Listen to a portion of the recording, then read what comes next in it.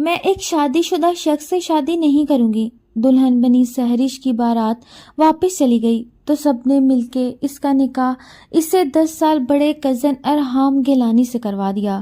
جو 3 سال کے بیٹے کا باپ تھا۔ بہت افسوس اور دکھ ہو رہا ہوگا، ہے نا، کہ ایک استعمال شدہ مرد تمہارے حصے میں آیا۔ سہاگرات میں ارحام اس کی گزشتہ کئی باتیں اس کے منہ پہ مارتا اس کو سہما گیا۔ پلیز معاف کر دیں، وہ ہاتھ جوڑ گئی، لیکن آج ارحام نے رحم نہ کھایا اور سود سمیت اپنا حق وصول کیا۔ مجھے چھوڑ دو مما، وہ ارحام کے ڈھائے ستم کا بدلہ اس کے 3 سال کے بیٹے سے لے رہی تھی۔ اس کو بالکنی میں الٹا لٹکایا کہ تبھی ارحام کی آمد پہ وہ بری طرح سہرش آج اپنے ہی گھر میں ایک تماشا بنی کھڑی تھی۔ لال جوڑے مہندی سے رچے ہاتھوں اور خوبصورت آنکھوں میں سجے سنہری خوابوں کے ساتھ وہ آئینے کے سامنے بیٹھی اپنی رخصتی کا انتظار کر رہی تھی، لیکن اسی وقت دروازے پر ہونے والی سرگوشیوں اور رونے کی آوازوں نے اس کے کانوں میں گویا سیسا کھول دیا، اور کچھ ہی دیر میں اس کے بھائی نے ڈرتے ہوئے آ کر بتایا کہ سہرش کی بارات واپس لوٹ چکی ہے، کیونکہ لڑکے والوں نے عین وقت پر رشتہ توڑ دیا، جس کی وجہ سے گھر میں کہرام مچ گیا اور سہرش کے والدین کی عزت و وقار داؤ پر لگ گیا۔ سہرش کے سر پر گویا آسمان ٹوٹ پڑا، کیونکہ وہ تو ہمیشہ یہ دعوے کرتی تھی کہ وہ کبھی کسی شادی شدہ یا کسی ایسے مرد سے شادی نہیں کرے گی جس کی ذمہ داریاں پہلے سے ہوں، لیکن حالات نے ایسا دردناک پلٹا کھایا کہ خاندان کی عزت اور ماں باپ کے آنسوؤں کے آگے اسے اپنے ارمانوں کا گلا گھونٹنا پڑا اور اسے ارحام گیلانی سے نکاح کے لیے رضامند ہونا پڑا، جو نہ صرف عمر میں اس سے پورے 10 سال بڑا تھا بلکہ ایک 3 سال کے معصوم بچے کا ایان کا باپ بھی تھا۔ ارحام کی شخصیت بہت رعبدار اور پراسرار تھی، جس نے نکاح نامے پر دستخط کرتے ہوئے سہرش کی طرف ایسی سرد اور گہری نظروں سے دیکھا کہ سہرش کے رونگٹے کھڑے ہو گئے اور اس کے دل میں ایک انوکھا سا خوف بیٹھ گیا۔ جبکہ سہرش سہاگ رات کے کمرے میں دلہن بنی دلہن کے جوڑے میں ملبوس بیڈ پر بیٹھی کانپ رہی تھی، تو اس کے دل کی دھڑکنیں کسی تیز رفتار گھڑی کی طرح چل رہی تھیں اور اس کی آنکھیں آنسوؤں سے بھیگی ہوئی تھیں، کیونکہ اسے بار بار وہی باتیں یاد آ رہی تھیں جو اس نے ماضی میں اپنے دوستوں اور گھر والوں سے کہی تھی، کہ وہ کبھی بھی کسی ایسے مرد سے شادی نہیں کرے گی جس کی کوئی اور ذمہ داری ہو یا وہ پہلے سے شادی شدہ ہو۔ مگر تقدیر کا لکھا کتنا اٹل ہوتا ہے کہ اب وہ اسی ارحام گیلانی کے کمرے میں موجود تھی، جو اس سے 10 سال بڑا تھا اور ایک 3 سال کے بچے کا باپ بھی تھا۔ اور پھر جیسے ہی کمرے کا باہری دروازہ کھلا اور ارحام اندر داخل ہوا تو سہرش کے پیروں تلے سے زمین نکل گئی اور اس کا سارا وجود خوف سے کانپنے لگا، کیونکہ ارحام کے چہرے پر نہ تو کوئی مسکراہٹ تھی اور نہ ہی کوئی نرمی، بلکہ اس کی گہری اور تیز آنکھوں میں صرف اور صرف انتقام کی چنگاریاں تھیں، جو سہرش کے دل میں چھپے تکبر کو جلا کر راکھ کر رہی تھیں۔ اور وہ اپنے بھاری قدموں سے چلتا ہوا سہرش کے بالکل قریب آ کر رک گیا اور اس نے اپنا ہاتھ بڑھا کر سہرش کے چہرے سے گھونگھٹ ہٹایا تو سہرش کی سسکی نکل گئی اور ارحام نے طنزیہ مسکرا کر سہرش کی ٹھوڑی کو سختی سے پکڑتے ہوئے کہا، تمہیں یاد ہے نا سہرش کہ تم نے کیا کہا تھا کہ تم کسی استعمال شدہ مرد کے حصے میں نہیں آؤ گی؟ لیکن دیکھو، آج وہی استعمال شدہ مرد تمہاری قسمت بن چکا، اور اب میں تمہیں بتاؤں گا کہ خوددار اور انا پرست عورت کو اپنے کہے ہوئے الفاظ کا کتنا بھاری تاوان چکانا پڑتا ہے۔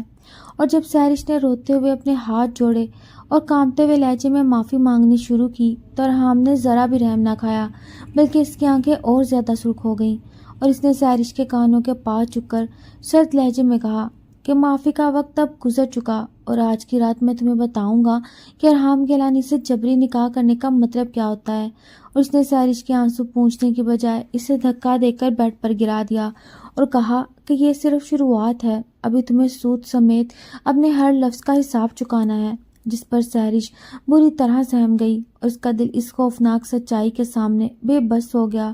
اور اسے یوں لگا جیسے اس کی خوبصورت زندگی اب ہمیشہ کے لیے ایک ڈراؤنے خواب میں بدل چکی ہے۔ اگلی صبح جب گیلانی حویلی کی سنہری دھوپ سحرش کے کمرے کی کھڑکی سے چھن کر اندر آئی تو اس کی آنکھیں سوجی ہوئی تھیں اور اس کا وجود گزشتہ رات کے صدمے سے ابھی تک نڈال تھا، مگر حویلی کا ماحول اس کے اپنے گھر سے یکسر مختلف تھا، جہاں قدم قدم پر اسے ایک انجانے خوف اور دباؤ کا سامنا کرنا پڑ رہا تھا، کیونکہ یہ حویلی پرانے اور گہرے رازوں کی امین تھی، جس کے ہر کونے سے ارحام کے رعب اور دبدبے کی بو آ رہی تھی۔ اور جیسے ہی سحرش نے ناشتے کے لیے قدم نیچے رکھا تو اسے ارحام کی 3 بہنوں اور گھر کے بزرگوں کی سرد اور تنقیدی نظروں کا سامنا کرنا پڑا، جو سحرش کے لہجے میں چھپے تکبر کو ختم کرنے کے لیے پہلے سے ہی تیار بیٹھی تھیں۔ اور اسی دوران جب ارحام کا سامنا سحرش سے ہوا تو اس کی آنکھوں میں وہی سردی اور بے رخی تھی جو سحرش کو اندر تک ہلا دیتی تھی، اور وہ اپنے کاموں میں مصروف ہو گیا۔ لیکن اسی وقت جب ارحام کا 3 سالہ بیٹا ایان بھاگتا ہوا وہاں آیا اور سحرش کے پاس سے گزرتے ہوئے اس کا دامن کھینچا تو سحرش کے اندر چھپی محرومی اور نفرت کا طوفان ابھر آیا، کیونکہ اسے محسوس ہو رہا تھا کہ یہی وہ بچہ ہے جو ارحام کی زندگی میں ایک ایسی حقیقت ہے جو کبھی نہیں بدل سکتی۔ اور اسی سوچ کے زیر اثر سحرش کی آنکھوں میں غصے اور انتقام کی چنگاریاں چمک اٹھیں، اور اس نے ایان کا بازو ذرا سختی سے پکڑ کر اسے اپنے سے دور کرنا چاہا تو ایان ڈر کے مارے رونے لگا، جس کی آواز سن کر ارحام جو دوسری طرف کھڑا تھا بجلی کسی تیزی سے سحرش کی طرف آیا اور اس کا چہرہ غصے سے سرخ ہو گیا، اور اس نے سحرش کی کلائی کو اس قدر سختی سے دبوچا کہ سحرش کی سسکی نکل گئی، اور ارحام نے اپنی گرجدار آواز میں اسے سخت ترین وارننگ دیتے ہوئے کہا کہ سحرش، خبردار، جو میرے بیٹے کی آنکھوں میں بھی ایک آنسو آیا ورنہ میں تمہیں اس حویلی میں ایسی خوفناک سزا دوں گا جس کے بعد تم کبھی کسی بچے تو کیا کسی انسان کی طرف آنکھ اٹھا کر بھی نہیں دیکھو گی۔ اور اس کی اس دھمکی نے سحرش کے قدموں تلے سے زمین نکال دی، اور اسے یوں لگا جیسے اس حویلی میں اس کی اپنی کوئی حیثیت نہیں، بلکہ وہ صرف ایک قیدی ہے جو ارحام کے رحم و کرم پر ہے۔ گیلانی حویلی کی پرسکون لیکن خوف سے بھری صبح سحرش کے لیے کسی اذیت سے کم نہ تھی، کیونکہ گزشتہ روز ارحام کی دی گئی سخت دھمکی نے اس کے دل میں ایک ایسا خوف بٹھا دیا جو ہر لمحہ اس کا پیچھا کر رہا تھا، اور وہ کسی بھی طرح اس حویلی کے ماحول اور ارحام کی شخصیت کے سامنے جھکنے کو تیار نہیں تھی، جس کی وجہ سے اس کے اندر کا غصہ اور انتقام کی آگ مزید بھڑک اٹھی تھی، اور وہ ہر وقت اس طاق میں رہتی کہ کس طرح ارحام کو یا اس کی کمزوری کو نشانہ بنایا جائے۔ اور پھر ایک روز جب ارحام کے گھر سے باہر گیا ہوا تھا اور حویلی میں ایک سناٹا چھایا ہوا تھا تو سحرش کو ایان کے کمرے میں اکیلے کھیلتے ہوئے نظر آنا ایک موقع معلوم ہوا جہاں وہ اپنا غصہ نکال سکتی تھی، اور اس نے معصوم بچے کو ڈراتے ہوئے کہا۔ اس نے آگے بڑھ کر ایان کے پسندیدہ کھلونے چھین کر توڑ دیے اور اس کے معصوم بچے کو ڈراتے ہوئے کہا کہ تم اپنے باپ کی طرح مجھ پر حکم چلانے کی کوشش نہ کرو، جس پر ایان ڈر کے مارے روتا ہوا اپنی آیا کے پاس جانے لگا، لیکن سحرش نے اسے بازو سے پکڑ کر ایک کونے میں کھڑا کر دیا، اور اس کی آنکھوں میں آنسو دیکھ کر بھی اس کا دل نہ پگھلا، کیونکہ وہ ارحام کو سبق سکھانا چاہتی تھی، لیکن اسے اندازہ نہ تھا کہ یہ حویلی مکمل طور پر ارحام کی نظروں میں ہے۔ اور جب تھوڑی دیر بعد ارحام اچانک گھر لوٹا اور اس نے ایان کو روتے ہوئے اور سحرش کو اس کے سامنے کھڑے غصے سے دیکھتے ہوئے پایا تو ارحام کے چہرے پر موجود غیظ و غضب کی کیفیت دیکھنے والی تھی، جس کی آنکھیں خون کی طرح سرخ ہو گئیں، اور وہ بغیر کسی بات کے سنے سحرش کی طرف لپکا اور اس کا بازو مڑوڑ کر اسے حویلی کے سب سے تاریک اور ویران کمرے کی طرف لے گیا جہاں اندھیرے اور حبس کا راج تھا۔ اور وہاں پہنچ کر ارحام نے اسے زور سے دھکا دیتے ہوئے اسی تاریک کمرے میں بند کر دیا اور کہا، تم نے میرے بیٹے کے آنسو بہا کر اپنی موت کو دعوت دی ہے، اور اب تم اس اندھیرے میں رہ کر سوچو گی کہ ایک غریب اور بے بس بچے کو ڈرانے کا انجام کیا ہوتا ہے۔ جس کے بعد اس نے باہر سے تالا لگا دیا اور سحرش اس تاریک کمرے میں اکیلی روتے ہوئے اپنے حالات پر پچھتا رہی تھی، اور اسے یوں محسوس ہو رہا تھا جیسے اس کا یہ سفر اسے ایک ایسی تاریکی میں لے آیا ہے جہاں سے واپسی کا کوئی راستہ باقی نہیں بچا۔ سحرش تاریک اور ویران کمرے کے فرش پر بیٹھی اپنے آنسو پونچھنے کی کوشش کر رہی تھی، لیکن اس کے دل میں اٹھنے والے غصے کے طوفان کو وہ کسی بھی طرح قابو میں نہیں لا پا رہی تھی، کیونکہ اس حویلی میں اس کے ساتھ ہونے والا ہر واقعہ اس کے غرور اور خودداری کو پاش پاش کر رہا تھا، اور اسے ہر لمحہ یہ احساس ہو رہا تھا کہ اس کا یہ جبری نکاح صرف ایک سزا نہیں بلکہ اس کے انا کا وہ خون ہے جو وہ روز اپنی آنکھوں سے دیکھ رہی تھی۔ اور کئی گھنٹے گزرنے کے بعد جب اس حب زدہ اور تاریک کمرے کا دروازہ اچانک کھلا تو اس کی روشنی میں ارحام کا سایہ اندر داخل ہوتا دکھائی دیا، جس کی شخصیت اتنی پروکار اور باروب تھی کہ سحرش کا سارا وجود ایک بار پھر خوف سے کانپ اٹھا۔ اس نے خود کو سمیٹنے کی کوشش کی، لیکن ارحام کے قدم اس کی طرف بڑھتے ہی گئے اور وہ اس کے بالکل قریب آ کر کھڑا ہو گیا، اور اس نے اپنے ہاتھ سے پکڑا ہوا ایک سرخ رنگ کا دوپٹہ یا نقاب سحرش کے چہرے پر زبردستی ڈالتے ہوئے ایک ایسی گرجدار اور دھیمی آواز میں کہا کہ گیلانی حویلی کی عزتیں بازاروں میں یوں تماشا نہیں بنتی، اور نہ ہی کسی معصوم بچے پر اپنا غصہ نکال کر تم خود کو بہادر ثابت کر سکتی ہو۔ جس کے بعد اس نے سحرش کی کلائی کو سختی سے پکڑ کر اسے اپنے پیروں پر کھڑا کیا اور اس کے چہرے کے قریب جھک کر اس کی آنکھوں میں آنکھیں ڈال کر کہا، تم اب صرف ایک عام لڑکی نہیں بلکہ اس حویلی کی بہو ہو، اس لیے اپنی اس انا کو سنبھالنا اور حویلی کے تقدس کا خیال رکھنا اب تمہاری سب سے بڑی ذمہ داری ہے۔ جس پر سحرش نے کانپتے ہوئے ہونٹوں سے انکار میں سر ہلانا چاہا، لیکن ارحام نے اس کی تھوڑی کو سختی سے تھام کر کہا کہ انکار کی کوئی گنجائش نہیں، اور تمہیں یہ رشتہ بھی نبھانا ہوگا اور اس حویلی کے رازوں کو بھی اپنے اندر چھپانا ہوگا۔ اور اس کی یہ بات سحرش کو ایک نئی کشمکش میں مبتلا کر گئی، کیونکہ وہ سمجھ نہیں پا رہی تھی کہ ارحام کا یہ سخت رویہ اس کی نفرت کا اظہار ہے یا کسی ایسی مجبوری کا جو وہ کسی پر ظاہر نہیں کرنا چاہتا۔ سحرش کے دل میں انتقام کی آگ اتنی بھڑک چکی تھی کہ اسے صحیح اور غلط کا کوئی ہوش نہ رہا۔ وہ اس حویلی میں خود کو ہونے والی ہر ذلت کا بدلہ لینے کے لیے بے چین تھی، اور اسی انتقامی کیفیت میں ایک دن جب دوپہر کے وقت حویلی میں مکمل خاموشی چھائی ہوئی تھی اور ارحام اپنے کسی کام سے باہر گیا ہوا تھا، تو سحرش نے موقع پا کر ایان کو اسی کے کھلونوں کے ساتھ کھیلتے ہوئے دیکھا، تو اس کے اندر چھپی نفرت کا طوفان ایک بار پھر جاگ اٹھا، اور وہ تیزی سے آگے بڑھی اور ایان کو اس کے کمرے سے کھینچتی ہوئی حویلی کی سب سے اونچی بالکنی کی طرف لے گئی، جہاں نیچے کی گہرائی دیکھ کر کسی کا بھی دل کانپ جائے۔ اور سحرش نے ایان کو ریلنگ سے باہر کی طرف لٹکاتے ہوئے خوفناک آواز میں کہا، اب دیکھو کہ تمہارا باپ تم سے کیسے جدا ہوتا ہے۔ اور یہ منظر دیکھ کر ایان کی ہسٹری نکل گئی اور وہ خوف کے مارے بری طرح رونے لگا، لیکن سحرش کے چہرے پر کوئی پشیمانی نہ تھی، کیونکہ وہ ارحام کو تڑپانا چاہتی تھی۔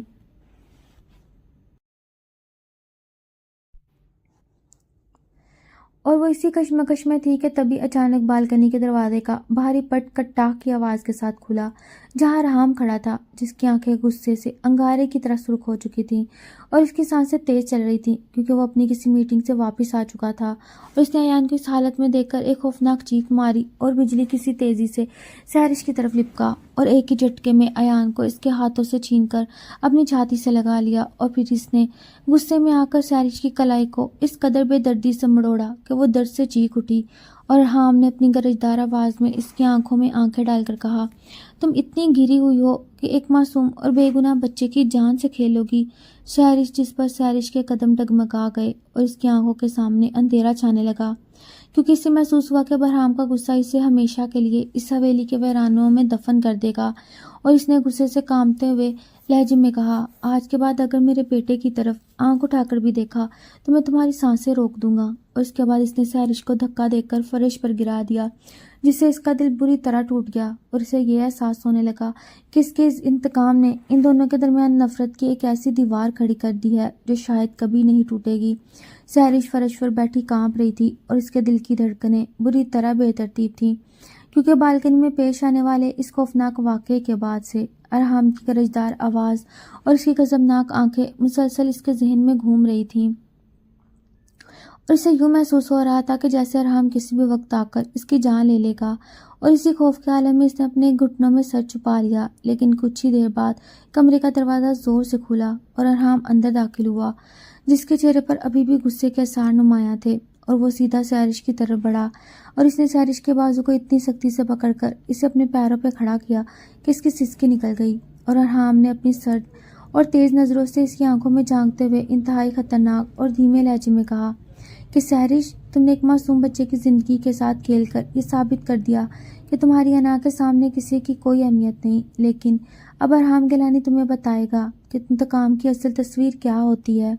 اور یہ کہتے ہوئے اس نے سحرش کی دیوار سے لگا دیا، جس کی وجہ سے دونوں کے درمیان کا فاصلہ اس قدر کم ہو گیا کہ سحرش کو ارحام کی سانسوں کی گرمی اپنے چہرے پر محسوس ہونے لگی، اور اس کا سارا وجود ایک انجانی کشش اور شدید خوف کے ملے جلے احساس سے کانپ اٹھا، اور وہ اس کے زہر سے بچنے کے لیے اپنی آنکھیں بند کرنے لگی۔ تمہیں کیا لگا؟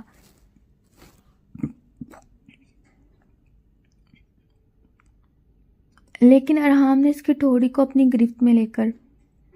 اس کا چہرہ اوپر اٹھایا اور کہا کہ میری آنکھوں میں دیکھو، کیا تمہیں لگتا ہے کہ میں تمہیں یوں ہی معاف کر دوں گا؟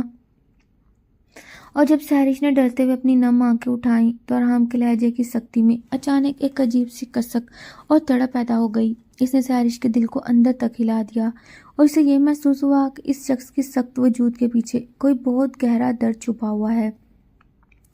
جس کے بارے میں وہ کچھ بھی نہیں جانتی۔ اور ارحام نے اس کے چہرے پر سے ایک لٹ ہٹاتے ہوئے مزید کہا، آج کے بعد اگر تم نے ایان کی طرف آنکھ اٹھا کر بھی دیکھا تو تمہیں اس حویلی کے سب سے اندھیرے کونے میں قید کر دیا جائے گا۔ اور اس کے بعد وہ اسے دھکا دے کر خود کمرے سے باہر نکل گیا، لیکن جاتے جاتے اس کی جو خوشبو اور اس کا سحر سحرش کے وجود میں چھوڑ گیا تھا، اس نے سحرش کو ایک ایسی کشمکش میں مبتلا کر دیا جہاں نفرت کی جگہ ایک عجیب سا خوف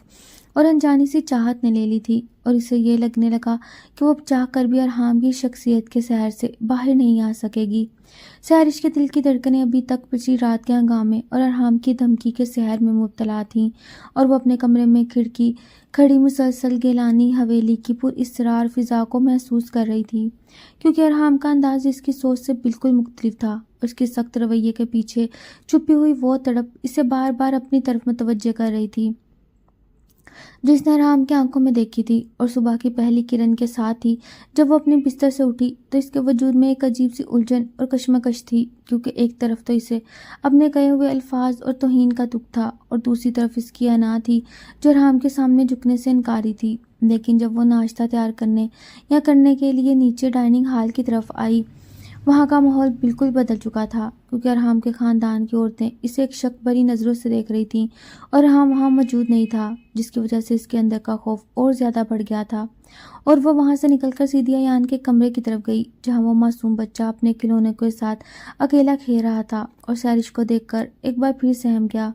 جس کی وجہ سے سحرش کے دل میں ایک عجیب سا احساس پیدا ہوا، کیونکہ اسے اپنے بچپن کی محرومیاں یاد آنے لگیں، اور اس نے ایان کے قریب بیٹھ کر اسے پیار سے چھوا اور اپنے ہاتھوں سے اسے ناشتہ کروانا شروع کیا۔ اور جب ایان نے پہلی بار مسکرا کر سحرش کا ہاتھ تھاما تو اس کے اندر چھپی نفرت اور انتقام کی آگ آہستہ آہستہ محبت اور ہمدردی میں بدلنے لگی، اور اسے محسوس ہوا کہ ایان کا دل بھی اتنا ہی معصوم ہے جتنا وہ خود کو سمجھتی تھی۔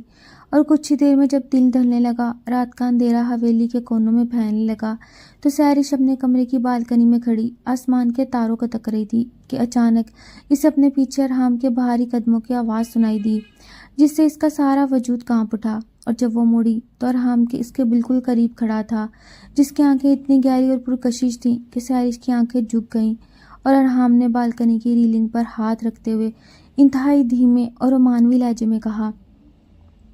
کہ سحرش، اگر تم نے ایان کے ساتھ آج کا یہ رویہ برقرار رکھا تو تم مجھ سے کبھی دور نہیں جا سکو گی۔ اور اس نے سحرش کے چہرے کے قریب آ کر اس کے بالوں کی لٹ کو پیچھے کرتے ہوئے کہا،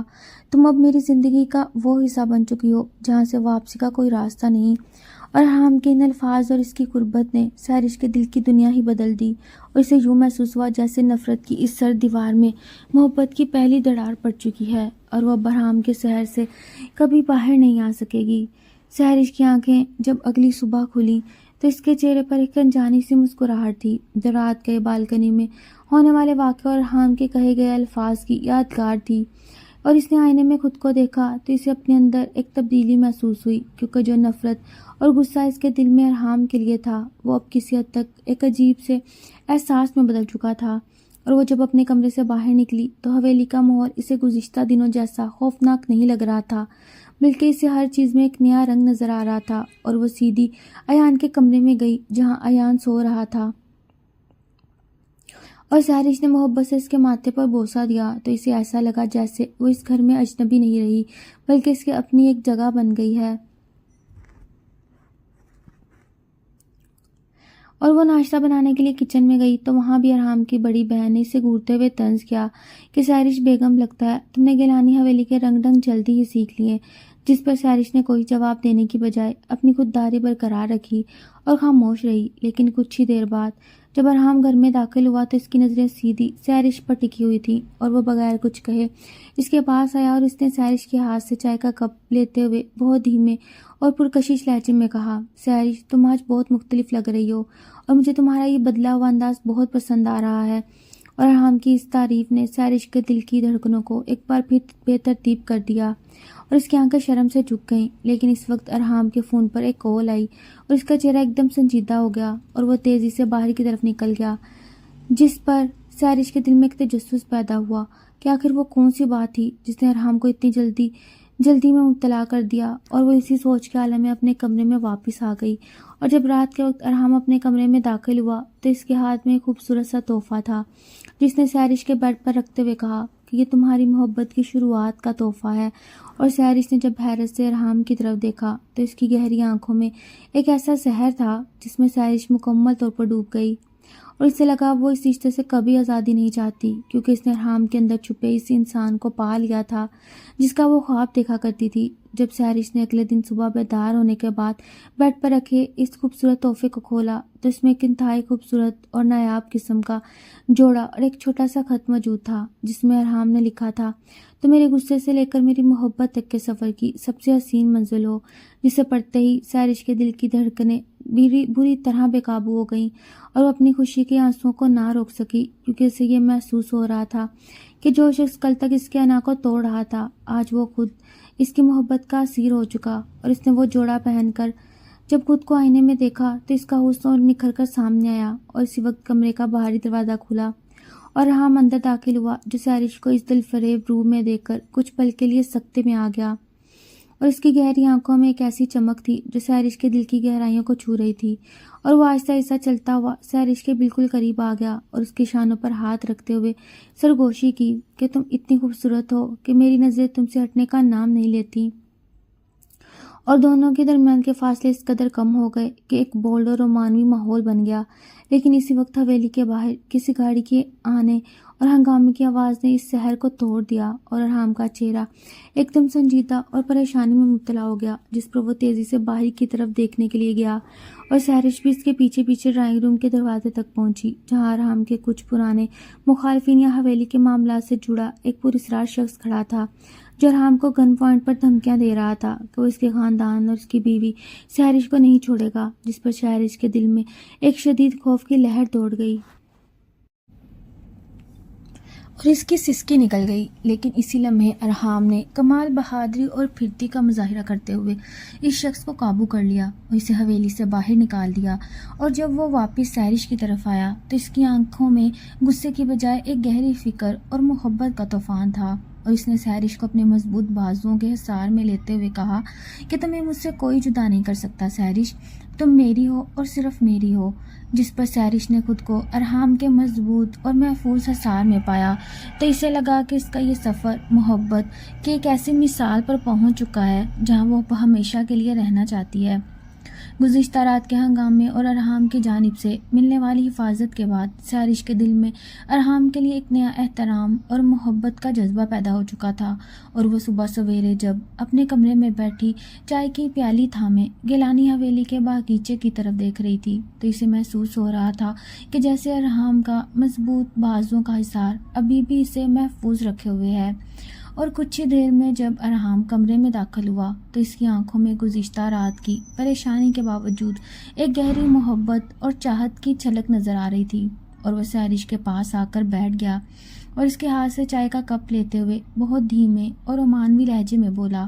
کہ سحرش، کل رات کا واقعہ بہت اچانک تھا، لیکن اس نے مجھے ایک بات سکھا دی کہ میں تمہیں کسی بھی قیمت پر کھونا نہیں چاہتا، کیونکہ تم میری زندگی کا وہ حصہ بن چکی ہو جس کے بغیر میرا وجود ادھورا ہے. جس پر سحرش کی آنکھیں شرم اور محبت سے جھک گئیں اور اس نے بہت دھیمے لہجے میں ارحام سے پوچھا کہ آخر وہ لوگ کون تھے جو آپ کو اور اس خاندان کو نقصان پہنچانا چاہتے ہیں. جس پر ارحام کا چہرہ کچھ دیر کے لیے سنجیدہ ہو گیا اور اس نے سحرش کا ہاتھ اپنے ہاتھ میں لیتے ہوئے کہا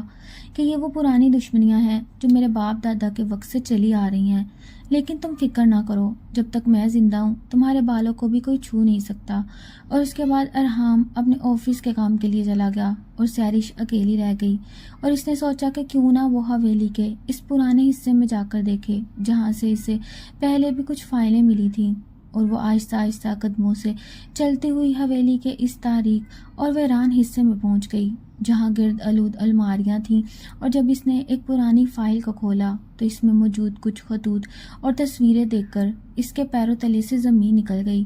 کیونکہ ان تصویروں میں وہ شخص تھا جو کل رات انہیں دھمکیاں دے رہا تھا،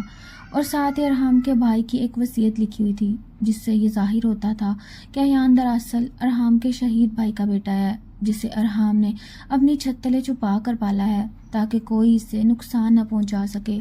اور یہ سچائی جان کر سحرش کی آنکھوں میں آنسو آ گئے، کیونکہ اسے اندازہ ہوا کہ ارحام نے اپنی خوشیاں اور اپنی محبت کو کس طرح اس معصوم بچے اور خاندان کی خاطر قربان کر دیا تھا، اور وہ اسی کشمکش اور جذباتی کیفیت میں واپس اپنے کمرے کی طرف جا رہی تھی کہ راستے میں سے ارحام کے قدموں کی آواز سنائی دی، اور وہ بری طرح سہم گئی۔ لیکن جب ارحام نے اس کے چہرے کی اداسی اور آنکھوں میں آنسو دیکھے تو وہ تیزی سے اس کے قریب آیا اور اس کی تھوڑی کو تھام کر پوچھا کہ سحرش، کیا بات ہے، تم اتنی پریشان کیوں ہو؟ جس پر سحرش نے روتے ہوئے ارحام کے گلے میں اپنی باہیں ڈال دیں اور کہا کہ مجھے پہلے بتانے میں اتنی دیر کیوں کی آپ نے؟ میں اب آپ کے ہر سچ کو جانتی ہوں اور میں آپ کے ساتھ کھڑی ہوں۔ جس پر ارحام آنکھوں میں چمک آ گئی اور اس نے سحرش کو اپنی باہوں میں بھر کر کہا، اب ہم اس طوفان کا مقابلہ مل کر کریں گے۔ اور یہ منظر دونوں کے درمیان محبت کی کیسی گہری داستان کی شروعات تھا جس نے ان کے تمام فاصلے مٹا دیے۔ سحرش اور ارحام کے درمیان ہونے والی اس جذباتی گفتگو کے بعد گیلانی حویلی کی فضا میں ایک عجیب سا سکون اور محبت کی خوشبو پھیل چکی تھی، جس نے گزشتہ تمام تلخیوں کو دھو دیا تھا۔ اور اب سحرش ایان کو گود میں اٹھائے اسے پیار کر رہی تھی، جسے دیکھ کر ارحام کی آنکھوں میں نمی اور تشکر کے جذبات امڑ آئے تھے، اور وہ کچھ پل کے لیے خاموشی سے کھڑا اپنی اس نئی زندگی کا مشاہدہ کر رہا تھا، جس میں اس کے معصوم بیٹے کو ایک ماں کا پیار اور اس کی تنہا زندگی کو ایک ہمسفر کا ساتھ مل چکا تھا۔ اور پھر وہ دونوں شام کے وقت حویلی کے پرسکون باغیچے میں چائے کی میز پر بیٹھے تھے، جہاں ارحام نے اپنے ماضی کے دکھ درد سحرش کے سامنے کھول کر رکھ دیے اور بتایا کہ کس طرح اس کے بھائی کی موت کے بعد اس کے اپنے ہی خاندان کے کچھ لوگوں نے اس کے خلاف سازشیں کیں، اور اس نے خود کو ایک سخت اور ظالم انسان کے روپ میں اس لیے پیش کیا تاکہ وہ سحرش اور ایان کو ان کی نظر بد اور سازشوں سے محفوظ رکھ سکے۔ جس پر سحرش کے دل میں ارحام کی محبت اور قربانی کے لیے عزت اور بھی بڑھ گئی، اور اس نے ارحام کا ہاتھ تھام کر یقین دلایا کہ اب وہ کسی بھی سازش سے نہیں ڈرے گی اور ہمیشہ اس کی ڈھال بن کر رہے گی۔ جس پر ارحام کی مسکراہٹ نے ماحول میں ایک گہرا رومانوی رنگ بھر دیا، اور جب رات کا اندھیرا حویلی کے دیواروں کو چھونے لگا تو ان کے درمیان کا فاصلہ بھی سمٹنے لگا، اور ارحام نے سحرش کے قریب آ کر اس کے بالوں میں اپنی انگلیاں پھیرتے ہوئے سرگوشی کی کہ تم میری محبت اور میرے جنون کی وہ انتہا ہو جس سے میں کبھی خود کو الگ نہیں کر سکتا۔ اور ان الفاظ کی گرمی اور ارحام کی قربت نے سحرش کے وجود میں یکدم ایک سنسنی دوڑا دی، اور ان کے درمیان ایک انتہائی جذباتی قربت کا منظر تشکیل پایا۔ لیکن ان کی یہ خوشی زیادہ دیر قائم نہ رہی، کیونکہ اسی لمحے حویلی کے دروازے پر ایک زوردار دستک ہوئی اور گارڈ نے آ کر بتایا کہ حویلی کے باہر ایک مشکوک گاڑی دیکھی گئی ہے، جس پر ارحام کا چہرہ ایک دم غصے اور تشویش سے بھر گیا، اور وہ سحرش کو اپنے کمرے میں محفوظ کر کے باہر کی طرف دوڑا، جہاں طوفان سے پہلے کی خاموشی ٹوٹنے والی تھی۔ حویلی کے باہر ہونے والی اس دستک اور مشکوک گاڑی کی خبر نے سحرش کے دل کی دھڑکنوں کو ایک خوفناک حد تک تیز کر دیا تھا، اور وہ اپنے کمرے میں اکیلی کھڑی مسلسل دعائیں مانگ رہی تھی، کیونکہ ارحام اسے کمرے میں بند کر کے باہر کی صورتحال کا جائزہ لینے جا چکا تھا۔ اور کچھ ہی دیر میں باہر سے گولیوں کی تڑتڑاہٹ اور لوگوں کے چلانے کی آوازیں آنے لگیں، جنہیں سن کر سحرش کے پیروں تلے سے زمین نکل گئی، اس کا سارا وجود خوف سے کانپ اٹھا، اور وہ کسی بھی صورتحال میں خاموش نہ بیٹھ سکی، کیونکہ اسے ارحام کی زندگی کی فکر کھائی جا رہی تھی۔ اور اس نے تیزی سے کمرے کے دروازے کا لاک کھول کر باہر کی طرف قدم بڑھایا اور حویلی کے برآمدے سے ہوتی ہوئی باغیچے کی طرف آئی، جہاں کا منظر انتہائی ہولناک تھا، کیونکہ ارحام اپنے گارڈز کے ساتھ مل کر ان نقاب پوش افراد کا مقابلہ کر رہا تھا جنہوں نے حویلی کو گھیرے میں لے رکھا تھا، اور ان کے درمیان شدید کشمکش اور فائرنگ کا تبادلہ جاری تھا، جس میں ارحام کمال بہادری سے اپنے خاندان کی عزت کی حفاظت کر رہا تھا۔ اور عین اسی وقت جب ایک نقاب پوش نے ارحام کی پشت پر گولی چلانا چاہی تو سحرش کی چیخ نکل گئی، اور وہ بجلی کسی تیزی سے بھاگتی ہوئی ارحام کی طرف آئی اور اس کے سامنے آ کھڑی ہوئی، اور اس نے اپنی جان کی پرواہ کیے بغیر ارحام کو بچانا چاہا، اور ارحام غصے اور حیرت کی ملی جلی کیفیت میں سحرش کو اپنی باہوں میں سمیٹ کر ایک طرف کیا اور اس شخص کو ایک ہی گھونسے میں زمین پر گرا دیا اور تمام حملہ آوروں کو اپنے گارڈ کی مدد سے قابو کر لیا۔ لیکن اس دوران ارحام کے بازو پر ایک گولی کا گہرا زخم آ چکا تھا جس سے خون بہنے لگا، اور یہ دیکھ کر سحرش کے ہوش اڑ گئے اور وہ روتے ہوئے ارحام کے پاس بیٹھ گئی اور اس کے بازو کو اپنے دوپٹے سے باندھا اور اپنی محبت اور تڑپ کا ایک ایسا ساختہ اظہار کیا جس نے ارحام کے سخت دل کو بھی پگھلا دیا، اور وہ درد کے باوجود مسکرا دیا اور اس نے سحرش کے چہرے پر ہاتھ پھیر کر کہا کہ تم واقعی میری طاقت ہو سحرش، اور تمہاری یہ محبت میری سب سے بڑی کمزوری بھی ہے۔ اور اس کے بعد وہ اس کمرے میں لے گیا جہاں ان کے درمیان ایک جذباتی اور رومانوی لمحہ قائم ہوا۔ ارحام کے بازو پر لگی گولی کا زخم اگرچہ گہرا تھا، لیکن اس کی محبت کی شدت نے اس درد کو سحرش کے لیے ایک آزمائش اور ارحام کے لیے ایک اعزاز بنا دیا، کیونکہ جب رات کی اس ہنگامے کے بعد سحرش نے محبت اور آنسوؤں سے بھیگی آنکھوں کے ساتھ اس کے زخم پر پٹی کی تو ارحام نے اپنی تکلیف کو بھلا کر سحرش کے چہرے کو اپنے ہاتھ میں لے لیا اور بولا، تم نے آج اپنی جان کی پرواہ کیے بغیر جس طرح میری حفاظت کی، اس نے میرے دل کے تمام شکوے دور کر دیے، اور اب مجھے یقین ہو گیا کہ تم میری وہ محبت ہو جو میرے ہر دکھ کو مٹا سکتی ہے۔ جس کے بعد دونوں کے درمیان ایک انتہائی جذباتی اور بور لمحہ قائم ہوا، لیکن اس رومانوی لمحے میں بھی ان کا ذہن اس خط کی طرف تھا جو حملہ آوروں کی جیب سے ملا تھا، جس پر حویلی کے ہی کسی قریبی شخص کا نام اشارے کے طور پر درج تھا، اور وہ اس غدار کی تلاش میں تھے، جس کی وجہ سے اگلے دن صبح ہوتے ہی حویلی کا ماحول ایک بار پھر کشیدہ ہو گیا، کیونکہ ارحام نے تمام گھر والوں کو ڈرائنگ روم میں اکٹھا کیا اور وہ کاغذ ان کے سامنے لہراتے ہوئے کہا کہ ہمارے گھر میں ہی کوئی ایسا موجود ہے جو ہماری بربادی چاہتا ہے، اور جیسے اس کاغذ پر درج نام یا نشانی کی بات چیت ہونے لگی تو ارحام کی بہنوں اور ان کے شوہروں کے چہرے پر ایک عجیب سی گھبراہٹ دوڑ گئی، جس سے سحرش اور ارحام دونوں کو شک ہونے لگا کہ غدار انہی میں سے کوئی ایک ہے۔ اور پھر جب ارحام نے سختی سے تفتیش کی تو ایک ملازم نے آ کر بتایا کہ حویلی کے پچھلے دروازے سے کسی نے باہر والوں کو فون کیا، اور اس نمبر کی چھان بین کرنے پر یہ بات سامنے آئی کہ وہ نمبر ارحام کے قریبی کزن کا ہے، جس کے بعد حویلی میں کوہرام مچ گیا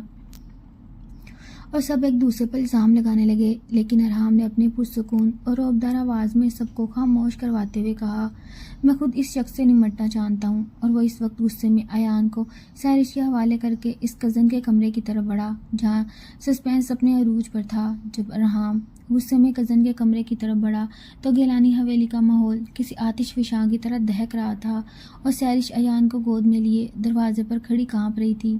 کہ تبھی ایک زوردار آواز کے ساتھ ارحام نے کمرے کا دروازہ کھولا، جب اس کا کزن خوف سے کانپتا ہوا کھڑا تھا، اور ارحام نے اس کا گریبان پکڑ کر اس پر تمام حقیقت واضح کر دی کہ وہ جانتا ہے کہ اس نے دشمنوں کے ساتھ مل کر حویلی پر حملہ کروایا، اور اس کا مقصد صرف اور صرف گیلانی خاندان کو تباہ کرنا اور سحرش کو نقصان پہنچانا تھا۔ جس پر کزن نے اپنی غلطی کا اعتراف کرتے ہوئے بتایا کہ وہ دولت کی لالچ میں آ کر ان دشمنوں کا اعلی کار بن گیا تھا، لیکن ارحام نے اسے پولیس کے حوالے کرنے کی بجائے حویلی سے ہمیشہ کے لیے نکال دیا اور تمام گھر والوں کو واضح کر دیا اب اس حویلی میں کوئی غداری برداشت نہیں کی جائے گی۔ جس کے بعد وہ سیدھا سحرش کے پاس آیا اور اس کے چہرے پر خوف کے آثار دیکھ کر اس کے ماتھے پر بوسہ دیا اور کہا کہ سحرش، اب سب کچھ ٹھیک ہو چکا ہے اور ہمارا سب سے بڑا دشمن اپنے انجام کو پہنچ چکا ہے، لیکن اب وقت آ چکا ہے کہ میں تمہیں وہ حتمی سچ بتاؤں جس کا تم طویل عرصے سے انتظار کر رہی تھی۔ اور یہ کہتے ہوئے ارحام نے اپنی جیب سے ایک پرانی ڈائری اور کچھ کاغذات نکال کر سحرش کے ہاتھوں میں تھما دیے، جن کے اندر ارحام کی اپنی لکھی ہوئی تحریر اور کچھ خفیہ خطوط موجود تھے۔ اور جب سحرش نے وہ ڈائری کھول کر پڑھی تو اس کے پیروں تلے سے زمین نکل گئی، کیونکہ اس میں ارحام کی وہ حیران کن منصوبہ بندی لکھی تھی جس کے مطابق سحرش کی بارات کا لوٹنا اور رشتہ ٹوٹنا کوئی اتفاقاً حادثہ نہیں بلکہ ارحام کی اپنی سوچی سمجھی سازش تھی، کیونکہ ارحام پہلے دن سے ہی سحرش کے خاندان کی ان نیتوں سے واقف تھا جسے ایک ایسے تنازع میں پھنسا کر اس کی زندگی برباد کرنا چاہتے تھے۔ اور اس کے علاوہ ایان دراصل ارحام کے شہید بھائی کا بیٹا تھا، جس سے وہ گیلانی حویلی کی پرانی دشمنیوں سے بچا کر ایک محفوظ زندگی دینا چاہتا تھا، اور ارحام جانتا تھا کہ سحرش کے انکار کے باعث وہ اس رشتے کو عام حالات میں حاصل نہیں کر سکتا۔ اس لیے اس نے خود کو ایک سخت اور استعمال شدہ مرد کے روپ میں پیش کر کے یہ جبری نکاح کیا تاکہ سحرش کو نہ صرف اس کے اپنے گھر کی سازشوں سے دور کر کے گیلانی حویلی کی پناہ میں لا سکے بلکہ ایان کو ایک ایسی ماں کا پیار بھی دلا سکے جو سحرش جیسی خوددار اور محبت کرنے والی عورت ہی دے سکتی تھی۔ اور یہ سچائی جان کر سحرش کی آنکھوں سے آنسو بہنے لگے اور اس کا وجود ندامت اور ارحام کی اس بے پناہ محبت کے احساس سے کانپ اٹھا، کیونکہ اس نے جس شخص کو ظالم اور سنگ دل سمجھا تھا وہ دراصل اس کا محافظ تھا۔ اور سحرش نے روتے ہوئے ارحام کے قدموں میں جھکتے ہوئے کہا، مجھے معاف کر دے ارحام، میں آپ کی محبت کی گہرائی کو سمجھ نہ سکی۔ اور ارحام نے مسکرا کر سحرش کو اپنے مضبوط بازوؤں کے سامنے اٹھایا اور اس کی آنکھوں سے آنسو پونچھتے ہوئے کہا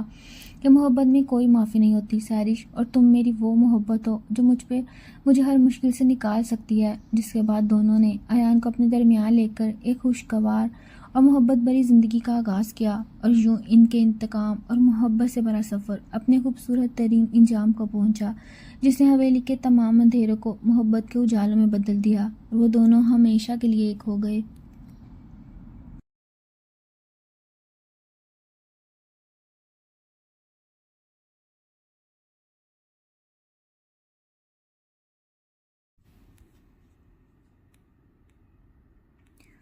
گیلانی حویلی کی فضا میں اب خوف اور سازشوں کے وہ کالے بادل چھٹ چکے تھے جن کی وجہ سے سحرش اور ارحام کی زندگی میں تلخیاں گھلی ہوئی تھیں۔ اور اس خوبصورت صبح جب سورج کی کرنیں حویلی کے کشادہ صحن میں اتریں تو سحرش اپنے کمرے میں تیار ہو کر باہر آئی، جہاں ارحام اور ایان پہلے سے موجود تھے۔ اور جیسے ہی ایان نے سحرش کو دیکھا تو اس نے دوڑ کر اس کا دامن پکڑ لیا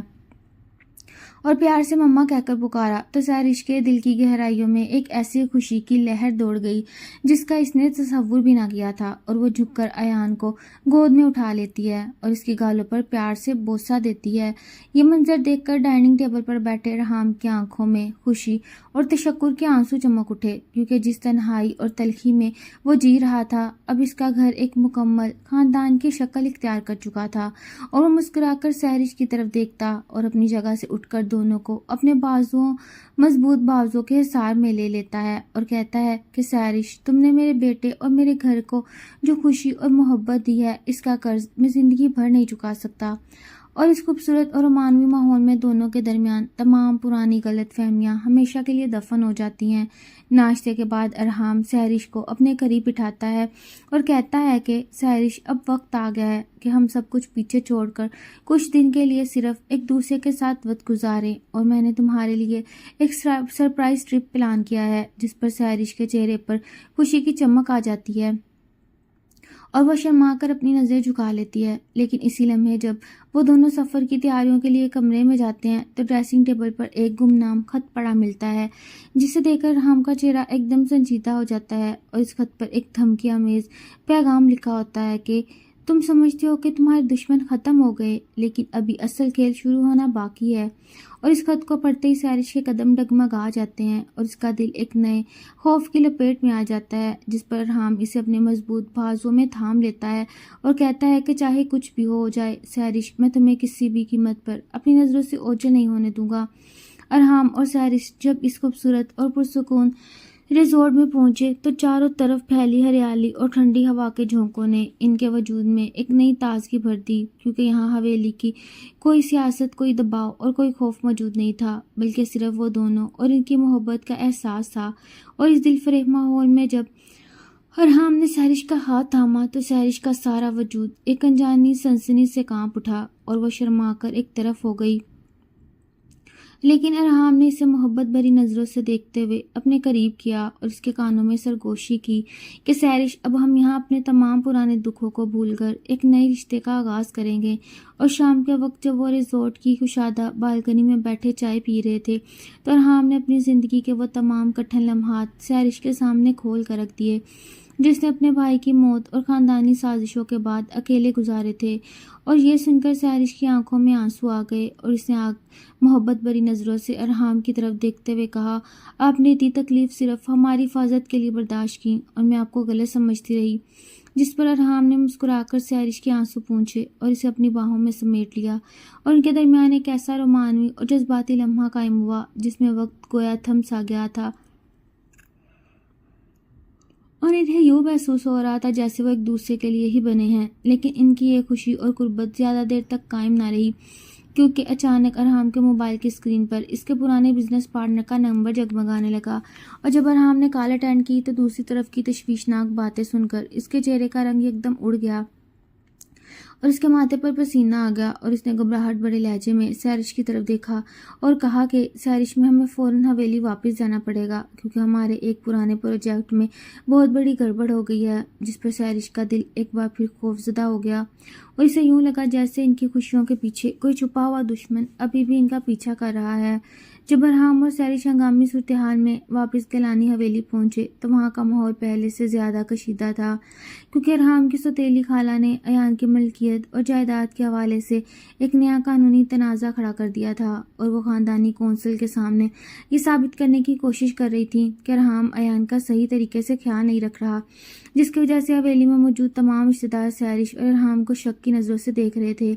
मगर इस नाजुक मौका पर सैरिश ने एक बहादुर और खुददार औरत का रूप धारा और वो कौंसिल के सामने डटकर खड़ी हो गई। और इसने अपनी पुरअतमाद और नपी तुली आवाज़ में खाला के तमाम इल्ज़ामात का मुंह तोड़ जवाब देते हुए कहा, अयान की माँ सिर्फ इसकी परवरिश नहीं कर रही बल्कि इसके दिल की गहराइयों से जुड़ी हुई है, और अरहाम इसका हकीकी मुहाफिज है। जिस पर अरहाम की सौतेली खाला का चेहरा गुस्से से पीला पड़ गया और वह तमाम घर वाले सैरिश की इस जुर्रत को देखकर दंग रह गए। और इस मौका पर अरहाम भी सैरिश के इस बोल्ड और बहादुराना अंदाज को देखकर दंग रह गया और इसके दिल में सैरिश की मोहब्बत और भी ज़्यादा गहरी हो गई। और जब सब घर वाले वहाँ से चले गए तो अरहाम ने सैरिश के करीब आकर इसकी पेशानी पर बोसा दिया और कहा कि सैरिश, तुमने आज मेरा मान रख लिया। लेकिन इसी रात जब हवेली में मुकम्मल खामोशी छाई हुई थी तो सैरिश को बालकोनी में एक चौंका देने वाला निशान मिला जो किसी की मौजूदगी की गमाजी कर रहा था। हवेली में छाए हुए इस तनाव और साजिशों के माहौल के दरमियान रात के वक्त एक तेज़ तूफान आ गया और बिजली चली गई, जिसके बाद हवेली के तमाम कोने तारीक हो गए।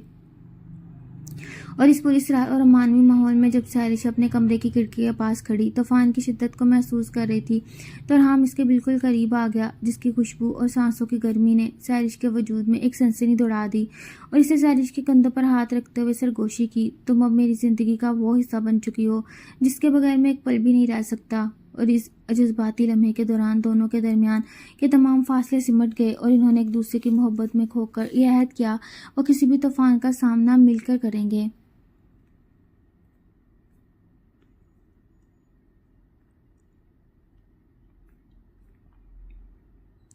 मगर तूफान के थमने के बाद जब अगली सुबह सैरिश बागीचे में चहलकदमी कर रही थी तो इसे एक दरख्त के पीछे से एक अजीब किस्म का तावीज़ या कागज़ का टुकड़ा मिला जिस पर कुछ हंसे और नाम दर्ज थे, जिसे देखते ही सैरिश के दिल की धड़कनें तेज़ हो गईं और इसे यूं महसूस हो रहा था जैसे कोई इनकी हर हरकत पर नज़र रखे हुए है। और जब इसने ये निशान अरहाम को दिखाया और अरहाम की आंखें गुस्से से सुर्ख हो गईं, क्योंकि ये निशानी इसके सबसे बड़े दुश्मन की थी, गिलानी हवेली के बागीचे से मिलने वाली। इस निशान ने अरहाम को मुकम्मल तौर पर चौकन्ना कर दिया और इसने अपनी खुफिया टीम की मदद से इस दुश्मन की तलाश शुरू कर दी, जिसके बाद जल्दी यह हकीकत सामने आ गई कि यह हवेली में मौजूद अरहाम की सौतेली खाला का बेटा ही वो गद्दार था जो बाहर वालों को तमाम मालूमात फराहम कर रहा था ताकि वो अरहाम की जायदाद और इसकी खुशियों को बर्बाद कर सकें। और जैसे ही अरहाम ने तमाम सबूतों के साथ इसे बेनकाब किया तो वो घुटने टेक कर अपने गुनाहों का इतराफ़ करने लगा और अरहाम ने इसे पुलिस के हवाले कर दिया। और इस तरह हवेली से तमाम साजिशी किरदार हमेशा के लिए ख़त्म हो गए। और इसके बाद जब हवेली में एक पुरसुकून और खुशगवार माहौल कायम हो गया तो अरहाम ने सैरिश को अपने साथ बिठाकर इसकी डायरी और मोहब्बत के सफ़र का वो तमाम सच एक बार फिर दोहराया जो इनके रिश्ते की बुनियाद था। और सैरिश ने अपने आंसुओं को पोंछते हुए अरहाम के सीने पर सर रख दिया और कहा वो कितनी खुशकिस्मत है कि इसे ऐसा जीवन साथी मिला। और इसके बाद अयान दौड़ता हुआ इनके पास आया और इन दोनों ने इसे गोद में उठाकर एक मुकम्मल ख़ानदान की शक्ल इख्तियार कर ली। यूं ये मोहब्बत, इंतकाम और सस्पेंस का सफ़र एक बहुत ही खूबसूरत और जज्बाती अंजाम को पहुंचा, जिसने हवेली के तमाम अंधेरों को मोहब्बत की रोशनी से भर दिया और वो हमेशा के लिए एक हो गए।